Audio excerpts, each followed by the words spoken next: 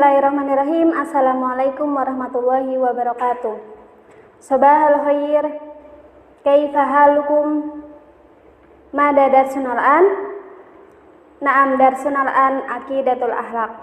Wa qabla an nahtuwa ila darsinal jadid, hayya nabda bil basmalah.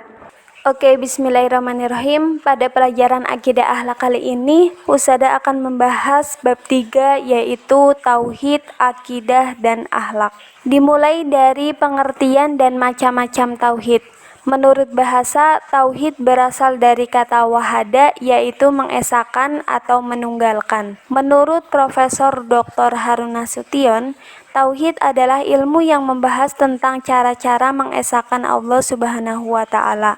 Dengan ilmu ini, kita akan belajar bahwa tidak ada Tuhan selain Allah, bahwa Tuhan itu hanya satu, yaitu Allah Subhanahu wa Ta'ala. Di antara keutamaan orang yang bertauhid kepada Allah, yang pertama, tauhid akan menghapuskan dosa-dosa. Yang kedua, dengan bertauhid kepada Allah akan mendapatkan petunjuk yang sempurna. Yang ketiga, akan dihilangkan kesulitan dan kesedihannya di dunia dan di akhirat. Yang keempat, akan dijadikan dalam hatinya rasa cinta kepada iman dan benci akan kekafiran. Ia tidak akan menyekutukan Allah dan hanya satu Tuhan, yaitu Allah Subhanahu wa Ta'ala. Yang kelima, akan dijamin padanya surga Allah. Yang keenam, diberikan kepadanya kemenangan, pertolongan, kejayaan, dan kemuliaan kepada Allah Subhanahu wa Ta'ala.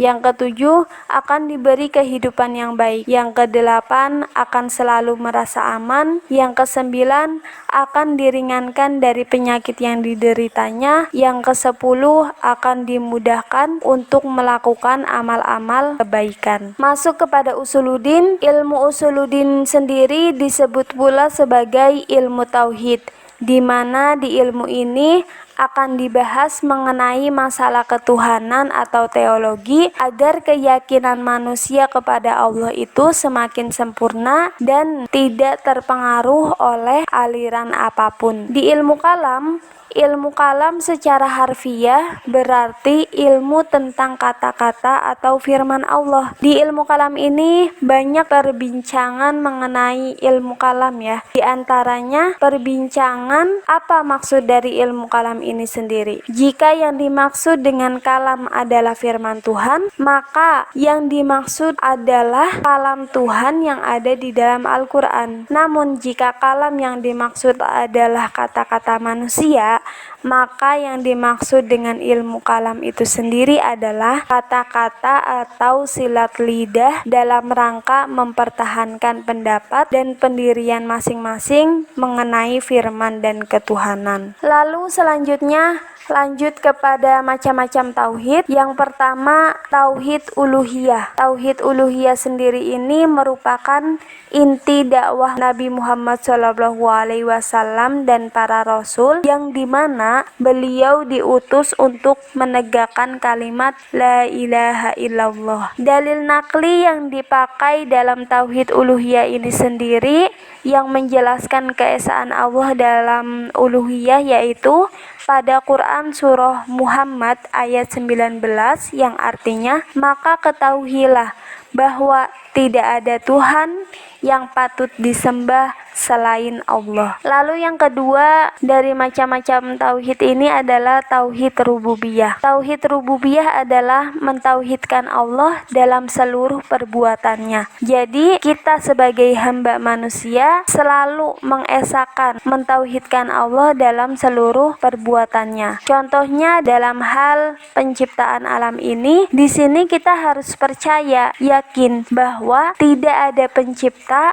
melainkan Allah itu sendiri. Dalil nakli yang dipakai untuk membahas keesaan rububiyah ini terdapat pada Quran surah Al-Fatihah ayat 2, yaitu yang artinya segala puji bagi Allah Tuhan seluruh alam. Lalu Macam-macam tauhid yang selanjutnya, yang ketiga adalah tauhid asma wa sifat. Tauhid asma wa sifat adalah menetapkan semua sifat yang Allah tetapkan bagi dirinya dalam kitabnya. Lalu dalil nakli yang menjelaskan dalam hal penolakan permisalan yang serupa dengan Allah terdapat dalam Quran surah Asy-Syurah ayat 11 yang artinya tidak ada sesuatu pun yang serupa dengan Dia dan Dia yang Maha mendengar, Maha melihat. Yang keempat, tauhid mulkiyah. Yang dimaksud dengan tauhid mulkiyah ini adalah perumpamaan Allah yang kekal sebagai Al-Malik, yaitu raja atau penguasa di alam semesta. Seperti firman Allah di dalam Quran surah Al-Mu'minun ayat 116